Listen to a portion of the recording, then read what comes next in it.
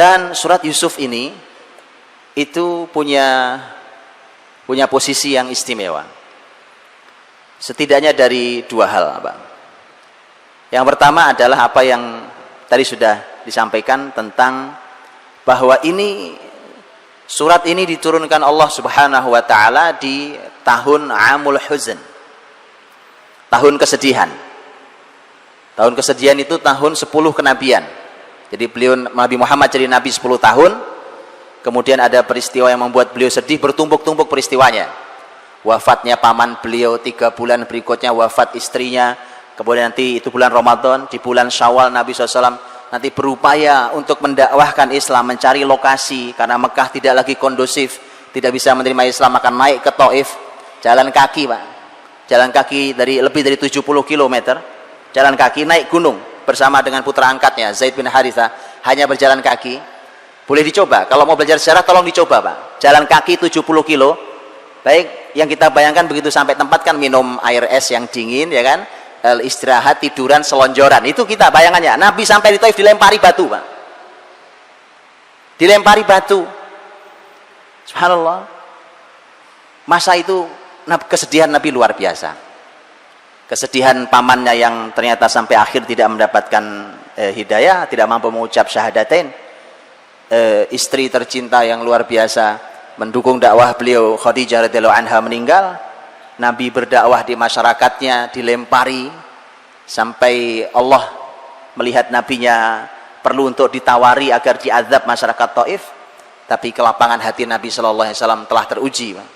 Inilah orang yang lapang. Nabi teladan kita itu orang yang lapang, Pak. Jadi kalau ada orang hatinya sempit, susah memaafkan, itu memang bukan umat Muhammad SAW. Umat Nabi Muhammad itu umat yang sangat lapang hatinya. Kalau bicara pemaafan, tanya Rasul SAW, Pak. Bayangkan, Pak. Sudah jauh-jauh jalan dilempari, malaikat 2 datang menawarkan, aku timpakan gunung sesuai dengan perintah Allah Subhanahu wa taala, kalau kau izinkan Muhammad. Kata Nabi tidak. La. Kata Nabi Muhammad SAW, innahum qaumul la ya'lamun wa arju an yakhruja min aslabihim man ya'budullaha wahdah. Kata Nabi tidak. Mereka umat yang tidak tahu. Kalau tahu saya tidak begini. Kalau saya tahu saya Nabi, mereka tidak perlakukan saya dengan cara ini. Mereka tidak tahu. Justru saya berharap kelak lahir dari tulang sulbi mereka generasi yang beribadah pada Allah Subhanahu wa taala. Nabi tidak pernah patah harapan, Pak. Bapak ibunya tidak bisa diajari, anaknya diculik, Pak. Dalam tanda kutip diculik, ya.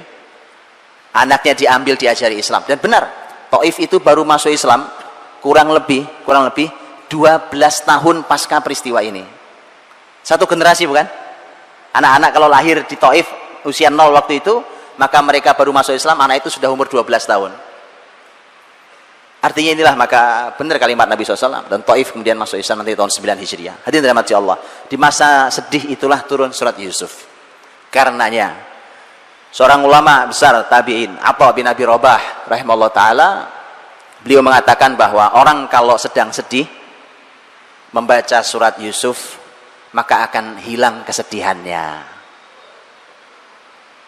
Boleh dicoba nanti, Pak. Nanti silakan dicoba baca surat Yusuf, sedihnya hilang apa enggak gitu, ya. Kalau enggak, ya berarti kita emang enggak paham. Karena saya seorang ahli tafsir, Atha bin Abi Rabah mengatakan itu. Baik, Bapak Ibu dirahmati Allah Subhanahu wa taala.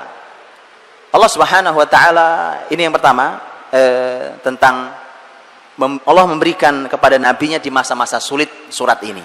Berarti ini surat memberikan jawaban terhadap kesulitan yang sedang menimpa Rasulnya, sekaligus kalau orang sedih berarti dihibur. Karenanya kalau ada orang sedih, bahkan Nabi Muhammad pun perlu hiburan. Dan ternyata untuk lihat, hiburan paling efektif itu ternyata sejarah, Pak. 111 ayat isinya sejarah satu orang, Nabi Yusuf alaihissalam. Untuk apa?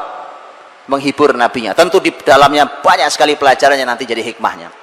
Yang kedua, mengapa surat ini menjadi istimewa adalah bahwa Nabi Muhammad SAW di sepanjang hidup beliau, dalam sejarah beliau itu, beliau sangat banyak mengambil, karena kesan yang luar biasa terhadap kisah ini, mengambil pelajaran dari surat Yusuf, bahkan menjadikannya sebagai kebijakan. Itu otomatis karena ini ayat, untuk kebijakan-kebijakan penting. Saya berikan contoh, Pak. Nabi SAW ketika beliau sakit beliau menjelang meninggal itu, kan Nabi SAW berkata pada istri beliau, mur Abu Bakar falya umman nas, tolong perintahkan Abu Bakar untuk menggantikan saya mengimami masyarakat. Nabi sudah tidak kuat keluar dari rumahnya karena sakit. Tapi waktu itu putrinya Abu Bakar radhiyallahu anha, yaitu istri Nabi Aisyah radhiyallahu anha, menyampaikan, Abu Bakar jangan jadi imam ya Rasulullah, karena ayah saya itu kalau jadi imam tuh Pak, itu Al-Fatihah susah selesainya, karena beliau itu orangnya mudah sekali menangisnya. Kemudian Nabi SAW mengatakan, inna kunna sawahibu Yusuf. Kata Nabi, kalian ini kayak saudara-saudaranya Yusuf aja kerjaannya. Udah, segera perintah saja. Ya, Nabi mengatakan, kamu ini kayak saudara-saudaranya Yusuf aja. Dalam hal yang lebih penting dari itu, lebih besar daripada itu adalah ketika Rasulullah SAW diberikan anugerah Allah Subhanahu wa taala fatham mubina, inna fatahna laka fatham mubina. Kemenangan besar Nabi SAW adalah Fathu Makkah tahun 8 Hijriah, ketika Nabi SAW berhasil membuka Mekah, membersihkan dari kemusyrikan, masyarakatnya mendapat hidayah. Begitu mendapatkan hidayah, antum sudah bisa bayangkan peristiwanya, bisa digambarkan, silakan dibayangkan. Beberapa pembesar yang masih hidup, orang-orang Quraisy yang dulu menyakiti Nabi SAW, yang dulu menghina Nabi SAW, bahkan ada yang hampir berniat membunuh Nabi SAW, itu ternyata ketika Nabi sudah menguasai Mekah, terbayang oleh antum betapa gemetarannya mereka. Apalagi Nabi masuk Mekah itu, Nabi sempat mengumumkan orang-orang yang halal darahnya walaupun sedang bersembunyi di balik kiswah Ka'bah. Disebutkan nama-namanya, termasuk yang dihalalkan darahnya adalah Ikrimah, putranya Abu Jahal. Itu anak sama bapak sama, satu setel itu Pak. Tapi subhanallah, Ikrimah nanti menjadi muslim yang mukmin yang sejati. Ikrimah lari Pak, lari dari Mekah karena dia takut. Yang jelas, bayangkan betapa ketakutannya para pembesar Quraisy saat itu. Orang-orang yang dulu jahatnya luar biasa. Sudah ketakutan seperti itu, mereka sudah tidak punya kekuatan melawan. Dikumpulkan di samping Ka'bah. Nabi naik ke pintu Ka'bah. Bisa dibayangkan naik pintu Ka'bah. Pintu Ka'bah Nabi naik ke atasnya, di depannya pembesar-pembesar yang kumpul sedang gemetaran.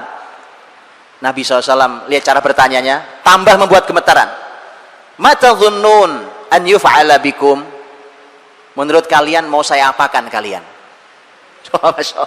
Orang sudah gemetaran digitukan, atau bayangkan itu bagus tidak buang air kecil di tempat itu Pak. Mata dhunnun an yuf'ala bikum. Akhirnya mereka ya tidak punya kalimat kecuali akhun karim, ibnu akhin karim, engkau kan saudara kami yang baik, kamu juga anaknya saudara kami yang baik. Orang kalah itu Pak, itu bahasa orang kalah ya. Dulu sombongnya luar biasa. Lihat kalimat Rasul SAW, al-yaum aqul kama qala Yusuf li akhwati. Hari ini aku mau berkata seperti Yusuf berkata pada saudara-saudaranya. Ya Pak, betapa surat Yusuf menjadi kesan yang luar biasa dalam kehidupan Nabi SAW. Ketika Nabi kan pertanyaannya, mau saya apakan kalian? Apa yang dikatakan Yusuf pada saudara-saudaranya di akhir kisah yang tadi dibacakan dengan menyentuh hati oleh ananda kita, oleh Muhammad, betapa luar biasa.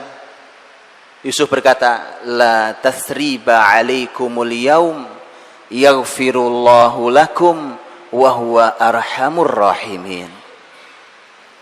Hari ini kalian sudah tidak punya salah pada saya. Subhanallah. Allah ampuni kalian mudah-mudahan. Dialah Allah yang paling rahmat kasih sayangnya. Maka Nabi mengatakan, idhabu fa antumut tulaqa. Kata Nabi, pergilah kalian semua saya bebaskan, saya maafkan. Para ulama mengatakan, inilah pemaafan yang paling besar. Karena Nabi SAW mampu memaafkan saat Nabi mampu membalas. Itu pemaafan yang paling besar.